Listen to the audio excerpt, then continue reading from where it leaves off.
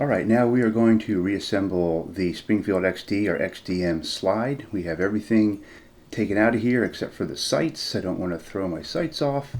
And first thing we're going to do is put the extractor in. What I'd like to do is put just one drop of oil on a rag. And all I'm going to do is just touch this into the oil before I put it in. And all that's going to do is help prevent it from seizing completely. The next time I want to get it out, it'll come out. So I'm just going to tap that in. It goes in very easily. Next thing I'm going to do is reinstall the chamber loaded indicator, which is this spring, this piece right here, and this pin. So this is going to sit in. So the spring is just going to drop in the top, just like that. This piece is going to go in this way. So set it on top of the spring. So just kind of push it in there like that. Hold it in. You want to look through that hole and make sure you have a straight shot through there for the pin. Once again, just roll the pin in that one drop of oil and then set the pin into the hole and then gently tap it at least far enough to hold that in place. Just going to tap that through. Make sure you're using a hammer with a plastic or rubber tip so you don't damage your gun if you pound it too far. Once you get there, I want to go in just a little bit further. I'm going to need to put a little pin punch on there just to get it kind of centered.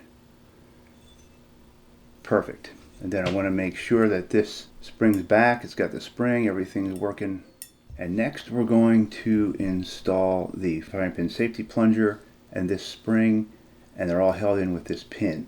But before you do that, what you want to do is drop this pin with the notch side out, run it down into that hole. If this pin does not go in flush with this surface, that is because your extractor is not quite in all the way. If that is the case, as I push this extractor in, you'll see now that pin fell all the way in. This pin needs to be flush with this surface. Now you can let that drop out again, so now you know your extractor is in far enough.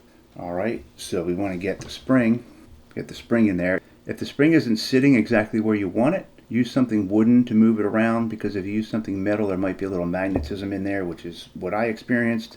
You may or may not see that, but that was making it hard for me to move that thing around. Alright, so this goes in, this little divot goes on top of that spring. So this will go in this way. So put that in carefully, all the way in the back like that. Alright, push that down, hold that down, insert the pin, and that should go all the way down, and hold that in place. So now that should operate just like that.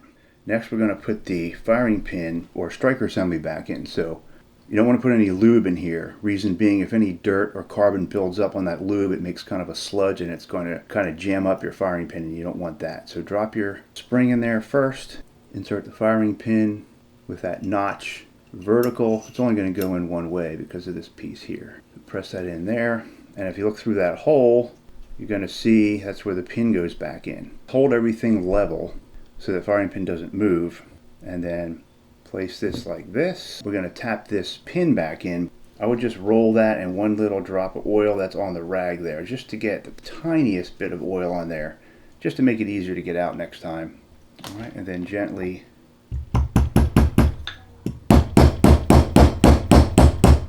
tap it in. I'm going to get it flush. Again, use a soft mallet so you don't ding up your gun.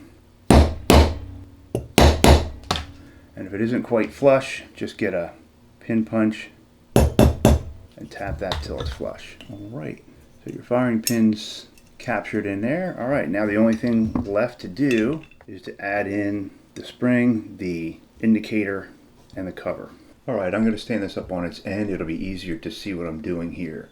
So next we have the striker indicator, the striker status indicator pin drops right in. Next we have the spring, which goes in over top of that.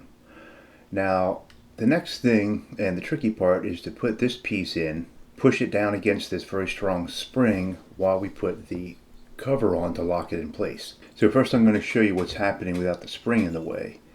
So this is going to go inside the spring, but at the same time the hole in the bottom here has to line up with this pin inside the spring for it to go down. So we put the spring on there. It's a little bit harder to see that pin with the spring on there. The other thing I'm going to use here is a pin punch with a point on the end, and that is because when we push this down, this is going to fit nicely into this hole and kind of keep the pin punch from slipping off with all that spring pressure. Okay, so we're going to put the black piece into the top of the spring, and as we push it down, we want to get it to line up inside the spring with the pin in there. And you can tell that you got it lined up because you'll be able to press this down this far. If you don't have it lined up, you will never get it this far. Alright, so now we're going to get the pin punch in here. Alright, I'm going to get the pin punch in here and carefully press this down.